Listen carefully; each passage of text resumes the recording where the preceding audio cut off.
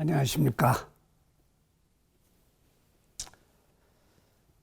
오늘은 며칠 전에 코로나가 600명이 넘었다고 하기 때문에 불가득하게 100% 영상 법회를 하게 되었습니다.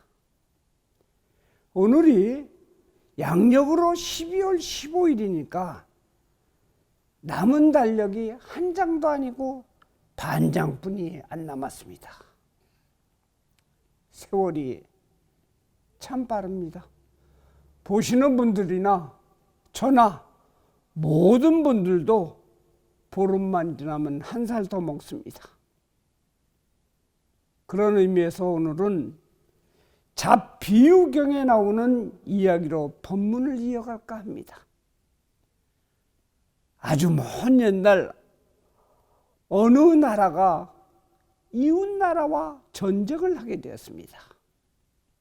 왕은 군사를 일으켜 전쟁터로 군사를 보냈습니다. 15세 이상이면 누구나 출정할 수 있게 되었습니다. 그런데 이 가운데 60세가 넘는 병사가 있었습니다. 이 병사는 아주 아름다운 부인이 있었습니다. 이 노병사는 항상 부인을 아끼고 또 부인을 어렵게 생각하고 잘 받드는 편이었습니다. 요즘으로 얘기하면 공처가를 지나서 경처가라고 얘기할 정도입니다. 그가 전쟁터에 나갈 때 부인에게 묻습니다. 이번에 나라의 명을 받고 전쟁에 나가게 되었는데 부인이 무기와 양식을 담을 그릇을 좀 준비해 주십시오. 부인은 남편에게 닷대들이 그릇 하나와 길이가 한 발 한자가 되는 배짜는 막대를 주면서 말하기를, 자, 당신은 이것을 갖고 나가서 싸우세요. 다른 물건은 드릴 것이 없습니다. 만일 이 그릇을 깨거나 이 막대를 잃어버리면은 나는 당신과 살지 않고 이혼하겠습니다.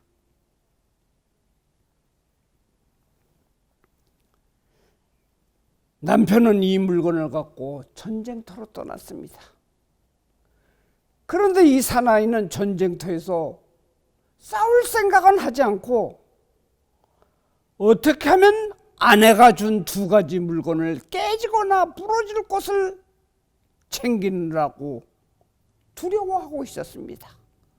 오직 그 걱정만 하고 있는 것이었습니다. 드디어 적군을 만나서 치열한 싸움이 벌어졌는데 자기 편 군대가 수세에 몰리면서 뒤로 물러나게 되었습니다.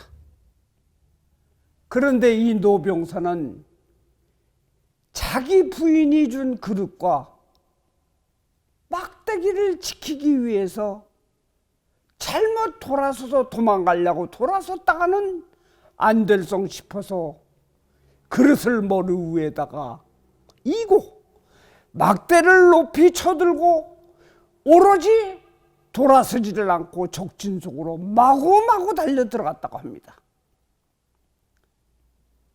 이 광경을 본 적군은 용맹무쌍한 장군이 나타났다고 외치면서 감히 상대할 수 없다고 하며 모두 달아나기 시작한 것입니다. 적군이 달아나자 후퇴하던 아군이 다시 뒤쫓아와서 크게 승리를 하게 되었습니다. 왕은 기뻐하면서 이와 같은 전공을 세운 사람에게 큰 상을 주려고 공을 세운 자들을 가리려고 하자 다른 병사들이 앞다투어 왕에게 아뢰기를 뭐라고 하랬느냐. 저기 저 옷감을 짜는 60이 넘은 병사가 가장 공이 큽니다. 하자 왕은 그를 불러 칭찬하며 묻기를 그대는 어떻게 그 막강한 적군을 물리쳤는가? 사내가 말하기를 저는 용감한 병사가 아닙니다. 제가 전쟁에 나올 때 제 부인이 2가지 물건을 주면서 이 물건을 망치거나 잃어버리면 이혼한다고 해서 걱정이 되어 오로지 죽음을 무릅쓰고 그것을 보존하려고 했기 때문에 적군이 달아나게 되고 물리치게 된 것입니다. 이 말을 들은 왕은 아내의 말이 무서워서 적군 앞에서 전진만 했지만 결과가 좋아 결국은 승리하게 되었으니 제일 큰 상을 주거라. 곧 사내는 대신으로 임명되고 보물과 집까지 받게 되었으며 그뿐 아니라 자손까지도 복을 받아 대대로 잘 살게 되었다는 것입니다. 부처님은 이 이야기를 제자들에게 들려주면서 말씀하시기를 아내가 남편에게 준 2가지의 물건은 바로 부처님이 사람들에게 2가지의 법을 가르치신 것이다. 첫째, 닷대들이 그릇은 바로 5가지의 계율을 말한 것이고 길이가 한 발 한자의 배자는 막대는 10가지의 선행을 뜻한 것이다. 2가지의 물건을 잘 지키고 잃지 않으면 아름다운 아내와 같이 살 수 있다는 것을 이 이야기는 목숨을 걸고 계율을 잘 지키면 부처님과 같이 깨달음을 이룰 수 있음을 비유한 이야기인 것입니다. 행복한 세상에서 대대로 살 수 있음을 이야기한 것이고 설명하신 것입니다. 우리 인간이 세상을 잘 살 수 있는 것은 재주가 있고 똑똑한 것도 아니며 팔자가 좋아서가 아닙니다. 문제는 이 어려움 속에서도 전심전력하는 자세가 유일한 성공의 비결인 것입니다. 위의 이야기는 부처님의 5가지 계율과 10가지의 선행을 우직하게 잘 지킴으로써 행복이 온다는 교훈인 것입니다. 5계란, 우리 불자가 받는 보살 5계를 말하는 것입니다. 살생, 투도, 사음, 망어, 음주입니다. 이는 석가모니 불부처님 당시에도 제가 불자가 지켜야 할 규범이었던 것입니다. 지금도 불교인들이 이 계율만 잘 지킨다면 불교인의 긍지와 본보기가 될 수 있는 것입니다. 이 5계를 중요시하는 것은 아주 기본적이며 또한 매우 지키기가 어렵기도 하기 때문인 것입니다. 우리의 생활을 복되고 좋게 이끌어가기 위함입니다. 우리의 생활은 모두 인과응보에 의해서 이루어지는 것임을 5계를 통해 집약해서 가르치는 것입니다. 좋은 일, 나쁜 일도 모두가 인과응보에 기인한 것이라는 것입니다. 이 계율 중 제1계인 살상을 하지 말라는 계율은 우리가 특히 그 뜻을 잘 알고 지켜야 하는 것 중에 하나입니다. 세상에 가장 소중한 것은 생명입니다. 지금 여러분들이 영상 보편을 보게 되는 것도 생명을 지키기 위한 것입니다. 생명은 삶 그 자체이므로 살생이란 살려는 그 의지를 죽이는 행위인 것입니다. 비록 하찮은 생명이라도 함부로 대해서는 안 됩니다. 여러분들 잘 아시는 이야기로서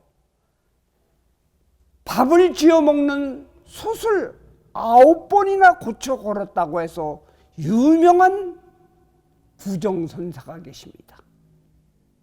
그도 출가하기 전 청년 시절에 강원도 고갯길을 가다가 어느 스님이 양지바린 바위 위에 앉아서 몸을 비비 꼬고 힘들어하는 모습을 보고 안타까워서 스님 왜 그러시냐고 물었습니다. 그러자 스님은 지금 내 몸속을 기어다니며 피를 빨아먹는 이가 몇 마리 있는데 이들에게 공양을 시킨다고 하기 때문에 이 고통과 어려움을 참는 모습을 보고 이 청년은 감동을 받아 그 스님을 은사로 삼아 오대산, 동대, 관음암까지 따라가서 출가를 하게 된 것입니다. 우리가 꼭 지켜야 할 계율 중 가장 으뜸인 것이 바로 살생인 것입니다. 그 이유는 살생의 여포는 그 어떤 것보다도 반드시 자신에게 되돌아와서 안갚음을 하는 현상으로 나타나기 때문인 것입니다. 그래서 저희 절에서는 살아있는 신도들뿐 아니라 낙태 유산된 아가 영가들의 천도의식 중에서도 희생된 아가들에게 하나의 인격체로 생각하면서 오계를 꼭 수계시킵니다. 살생 중에서는 인간을 죽이는 일이야말로 반드시 피해야 합니다. 제가 오래전 동곡 일타 스님이 겪은 이야기를 하나 해드리겠습니다. 1971년도 대구 2군 사령관 박은용 장군에게는 외동아들이 하나 있었다고 합니다. 서울대를 다니면서 모든 이에게 촉망받던 청년이었는데 여름에 해수욕을 갔다가 그만 물에 빠져 죽었습니다. 충격이 컸던 장군 부부는 정신을 차리고 불심이 깊은 터라 대구 동화사에서 49제를 지내게 되었습니다. 불공을 드리고 영단을 향해서 제를 드리는 중 갑자기 장군이 영단을 바라보다 벌떡 일어나서 자신의 아들의 영정이 있는 영단을 향해 손가락질을 하면서 큰 소리를 치는 것입니다. 듣기 민망할 정도의 막욕을 막 욕을 해야 되는 것입니다. 저 목을 비틀어 죽일 놈, 개 같은 놈, 천하에 몹쓸 놈. 그리고는 죄를 지내다 말고 자기 집으로 가버렸습니다. 모든 가족과 스님들까지 어안이 벙벙한 상태가 되었습니다. 그날 저녁에 헌병대장이 일타 스님을 찾아와 사령관님이 뵙고 싶다고 해서 모시러 온 것이었습니다. 낮에 그런 일도 있고 해서 또 그런 일을 자세히 들은지라 일타 스님은 궁금하기도 해서 헌병대장과 함께 차를 타고 사령관 숙소로 가던 중 어떻게 해서 그 아들이 죽었는지 물어보았더니 물속에 빠졌는데 물속에 뾰족한 돌이 가슴에 찔려서 죽였다는 것입니다. 사령관저에 도착하자 사령관은 손수 거실로 모셔와 스님에게 삼배를 하면서 말하길, 스님, 제가 지금까지 불교를 헛믿은 것 같습니다. 이제부터는 옳게 믿을 수 있을 것 같습니다. 하며 자초지종 이야기를 하는 것입니다. 6.25 당시 34단 사단장이었을 때입니다. 백두산 고지를 탈환하기 직전에 전황에서 대통령과 긴급회의가 있다고 해서 떠나면서 부관에게 지휘권을 맡기고 경계를 잘하라고 이루고 또 이루고 떠났는데, 그날 밤 중공군의 기습이 있어 부대가 풍비박산이 났다는 소식을 듣고 급거 귀대해보니 부대는 그야말로 처참하기 이를 데가 없었다고 합니다. 허탈해하던 중 그때 지휘권을 맡았던 부관이 나타서 경례를 하는 것입니다. 그래, 너는 죽지 않았구나. 어떻게 살았느냐 하고 묻자, 그날 밤 저는 여자들하고 이웃 온천에 놀러 갔다고 하는 것입니다. 박 장군은 그 순간 피가 거꾸로 솟아 분을 참지 못하고 권총을 꺼내 그의 가슴을 2번 쏘아 죽였다는 것입니다. 그런데 그 20년이 지난 지금 아들의 49대를 지냈는데 아들의 위패가 있는 자리에 그 부관이 앉아 있는 것입니다. 순간 자기도 모르게 욕을 하고 집으로 돌아와서 생각을 해보니 그때 죽은 부관이 아들의 몸으로 태어나서 전생의 원수를 갚은 것이라는 사실을 알았다고 하는 것입니다. 일타스님은 그날 밤을 새워 인과응보에 대해서 부처님 말씀을 설명해 주었다고 합니다. 그렇기 때문에 그냥 쉽게 오계를 생각할 것이 아니고 잘 지켜야 하는 것입니다. 그 중에서도 가장 첫째인 살생의 업보는 근처에도 가지 마십시오. 해서 도살이나 낚시를 좋아하시는 분은 별로 좋지 않은 일들을 많이 겪습니다. 나머지 5개에 대해서는 코로나가 끝난 나중에 벽운사에서 보살 5개식을 봉행합니다. 대법사 율사님을 모시고 자세히 설명을 하겠습니다. 다시 원래 이야기로 돌아가겠습니다. 10가지의 선행은 그 첫째가 바로 방생이요, 방생, 보시, 불싸움, 믿음의 말, 진실의 말, 부드러운 말, 화합, 봉사, 늘 웃는 얼굴, 지혜로운 삶인 것입니다.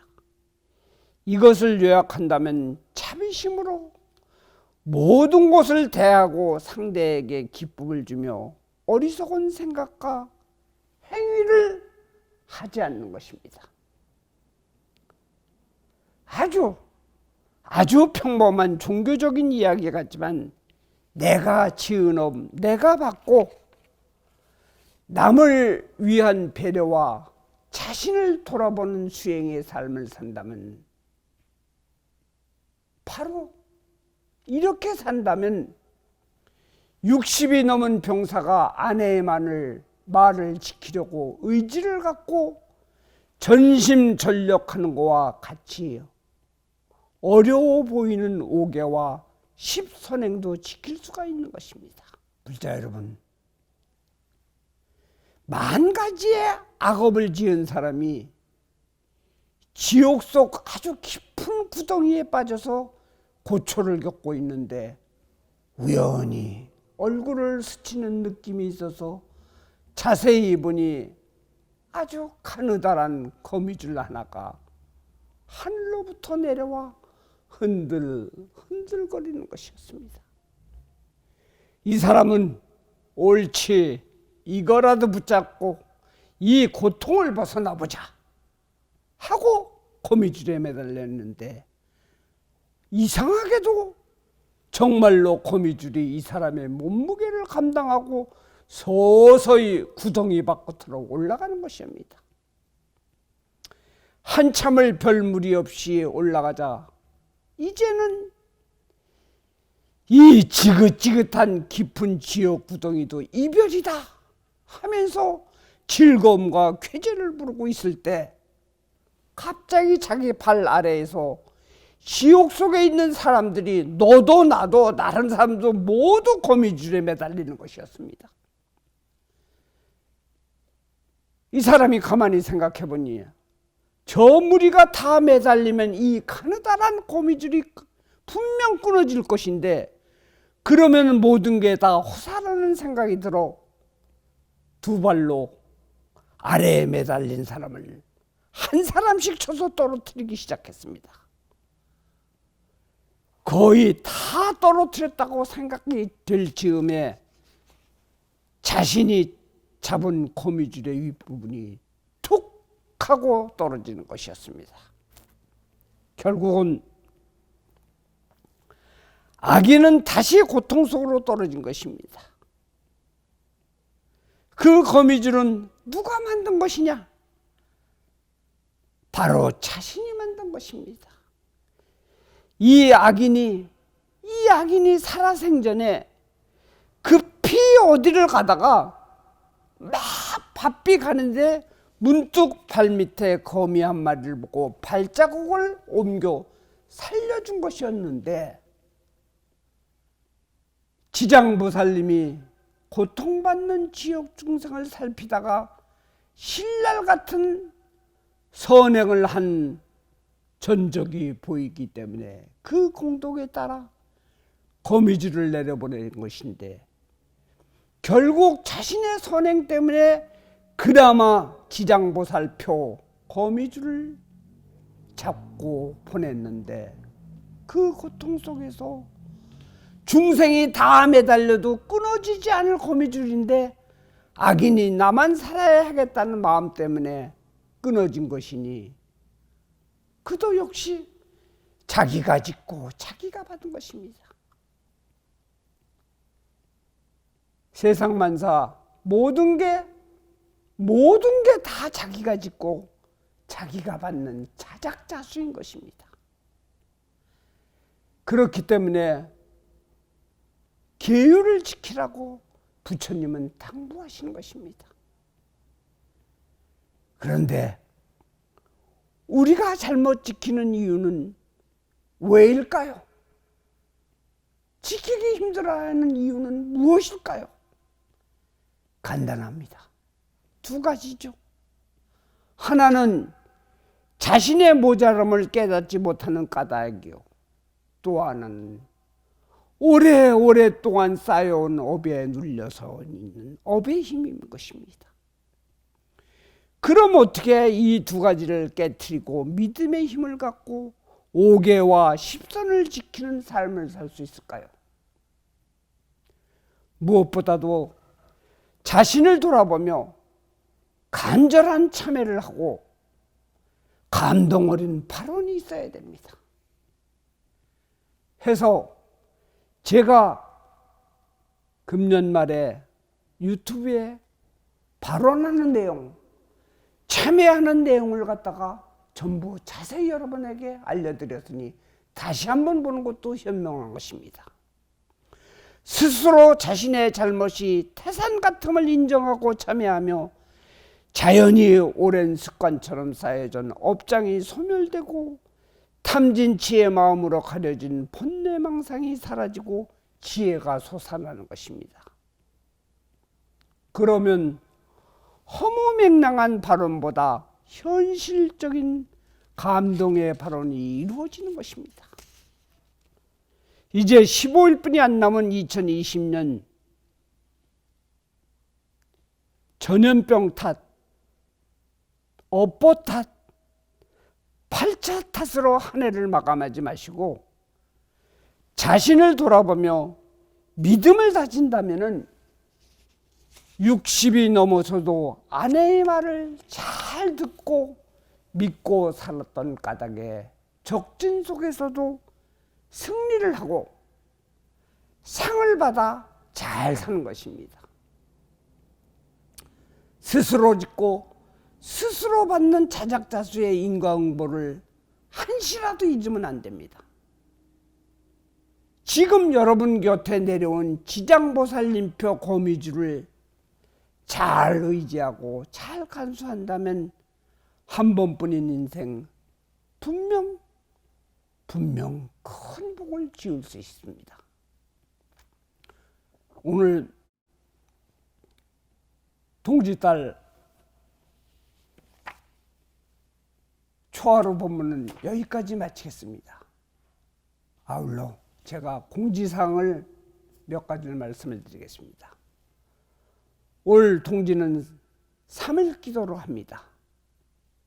특별합니다. 아주 놓치지 말고 꼭 동참하시기 바라고, 또 어려운 가운데 낙태유산 위령제에 동참하시는 분들 집에서 하는 요령문 받아서도 열심히 하길 바랍니다. 다음 주가 동지법회입니다. 코로나가 기승을 부립니다. 지난주에 보내드린 영상에서 아시겠지만 양말 등 준비물은 우편으로 보내주십시오.